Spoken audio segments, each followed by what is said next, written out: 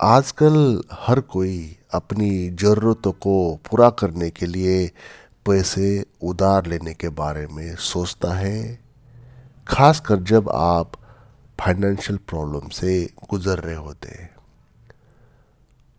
उधार बैंक से हो सकता है, उधार दोस्त से हो सकता है, रिलेटिव से हो सकता है, प्राइवेट लेंडर से हो सकता है, क्रेडिट कार्ड से हो सकता है।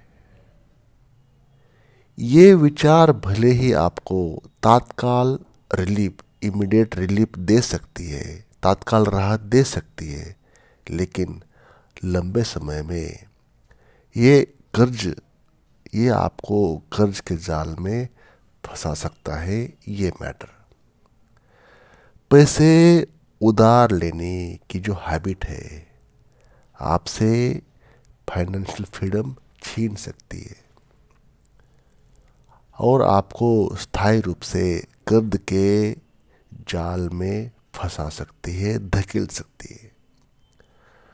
तो दोस्तों, इस छोटे से स्मॉल वीडियो से हम समझते हैं कि उधार लेने से क्या नुकसान है और क्यों आपको इसे अपनी लाइफस्टाइल से, अपने जीवन शैली से दूर रखना चाहिए।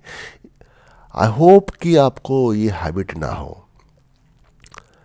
मैं आशा करता हूँ कि आपको ये हैबिट नहीं है किसी को उधार मांगने की या लोन लेने की या डेट लेने की।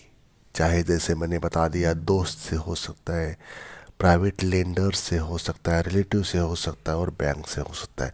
मैं आशा करता हूँ कि आपको ये हैबिट नहीं है, लेकिन अगर आपको ये हैबिट है तो आपको इस हैबिट को छोड़ने के बारे में, अपने लाइफस्टाइल से, अपने जीवन से निकालने के बारे में इमीडिएट एक्शन लेना है आपको।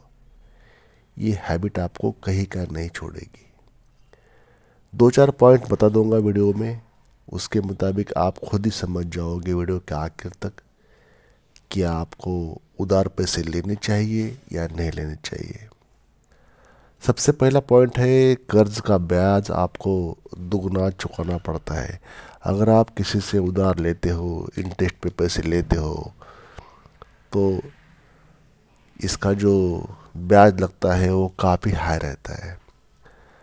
उधार से सबसे बड़ा नुकसान ये है कि आपको सिर्फ उधार की ली गई रकम नहीं चुकानी पड़ती, बल्कि उस पर ब्याज भी देना होगा। अगर आपने किसी से, मान लीजिए, 10,000 रुपये लिए हैं, तो आपको न केवल 10,000 रुपये वापस करने होंगे, बल्कि उस पर जुड़ा ब्याज भी देना पड़ता है। ये ब्याज समय के साथ जुड़ता है, बढ़ता है, और जैसे जैसे ब्याज बढ़ता है आपकी फाइनेंशियल पोजीशन भी गड़बड़ हो जाती है। दूसरी बात, कर्ज की मानसिकता। जब आप बार बार पैसे उधार लेते हैं तो आप एक मानसिकता विकसित कर लेते हैं जहां आपको लगता है कि उधार लेने से कोई फर्क नहीं पड़ता, मैं बाद में चुका दूंगा। ये आदत धीरे धीरे आपको फाइनेंशियल हैबिट, आपकी जो फाइनेंशियल हैबिट है, वित्तीय आदतों को खराब कर सकती है। इसके बजाय आपको ये समझने की ज़रूरत है कि कर्ज से बाहर रहना ही सबसे बेहतर विकल्प है। कर्ज की मानसिकता आपको हमेशा दूसरों से पैसे उधार लेने की हैबिट डाल सकती है, जो भविष्य में और भी बड़ी फाइनेंशियल वरीज, डिफ़िकल्टीज, प्रॉब्लम, समस्या पैदा कर सकती है। ये आपकी हैबिट। नंबर 3, कर्ज की पुनरावृत्ति, डेट साइकिल। एक बार कर्ज में डूबने के बाद उस कर्ज को चुकाने के लिए आप और कर्ज लेते हैं। ये कर्ज की जो पुनरावृत्ति होती है, ये जो साइकिल बनता है, इसके बाहर निकलना बहुत मुश्किल हो जाता है। इस चक्कर में आप केवल एक कर्ज चुकाने के लिए दूसरा कर्ज लेते हैं और ऐसे करते करते आपके ऊपर कर्ज के ढेर हो जाते हैं। ये चक्कर एक निरंतर बढ़ता हुआ फाइनेंशियल संकट बनता है, जिससे निकल पाना बहुत मुश्किल हो सकता है। तो ये एक कर्ज लेने के चुकाने के लिए दूसरा कर्ज लेना पड़ना मतलब बहुत ही मुश्किल पोजीशन होती है। चौथी बात यह है कि आपकी क्रेडिट रेटिंग पर असर हो जाता है। जब आप बार बार पैसे उधार लेते हैं और समय पर उसे चुकाते नहीं है तो इसका सीधा असर आपकी क्रेडिट रेटिंग पर होता है।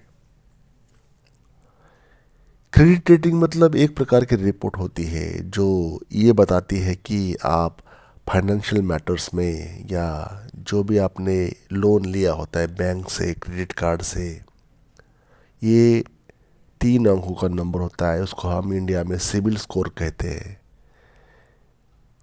इसके ऊपर उसका असर हो जाता है। बैंक्स होती है, प्राइवेट इंस्टीट्यूशन होती है, वो आपका जो बिहेवियर रहता है, फाइनेंशियल बिहेवियर, समय पे ईएमआई चुकाया नहीं चुकाया, सारी बातें उस पर नोट हो जाती है। और ख़राब क्रेडिट स्कोर के कारण भविष्य में लोन मिलना मुश्किल हो जाता है। ख़राब मतलब थोड़ा बहुत ख़राब हो गया तो आपको इंटरेस्ट रेट एक्स्ट्रा देना पड़ेगा। 650 के अगर स्कोर नीचे आता है तो आपको लोन मिलेगा ही नहीं, तो भविष्य में लोन मिलना मुश्किल हो जाता है या फिर हाई इंटरेस्ट पे लोन लेना पड़ेगा। ये आपकी फाइनेंशियल पोजीशन को और ख़राब कर लेगा ये मैटर। उसके बाद होता है आत्मविश्वास की कमी। पैसे उधार लेने से आपका जो कॉन्फिडेंस होता है वो कम होता है और आप में हीन भावना जन्म लेती है। आत्मविश्वास की कमी आ जाती है जब आप खुद को बार बार दूसरे से पैसे उधार लेने की स्थिति में पाते हैं, तो आपको खुद पर का जो भरोसा होता है वो उठ जाता है, कम हो जाता है, और ये आपको मानसिक दबाव में डाल सकता है और आपके आत्मसम्मान को चोट पहुंचा देता है, नुकसान पहुंचा देता है। तो दोस्तों, ये उधार लेने से ये हालत हो जाती है। तो ये जो उधार लेने वाली जो हैबिट है, किसी से मांगना, बैंक के पास पहुंचना, दोस्तों के पास पहुंचना, रिलेटिव के पास पहुंचना कि कुछ पैसे की रिक्वायरमेंट होती है। ज़रूरत किसी को भी पड़ सकती है, ऐसा नहीं कि ज़रूरत नहीं है किसी को, सभी को पैसे की ज़रूरत पड़ सकती है और कभी भी पड़ सकती है। लेकिन फिर भी आपकी क्या तैयारी है इस पोजीशन से बाहर निकलने के लिए, ऐसी सिचुएशन से बाहर निकलने के लिए? ये जो मेंटलिटी है, ये जो आपको हैबिट लगी होती है, उससे बाहर निकलने के लिए अभी तक भी आपने कुछ प्रयास नहीं है किए, तो इसके आगे तो प्रयास कर सकते हैं, कोई प्रॉब्लम नहीं है। जब एक बार डिसाइड कर लिया तो सब कुछ ठीक ठाक हो जाएगा। तो उधार लेने की जो हैबिट है आपको आज से ही त्यागना है।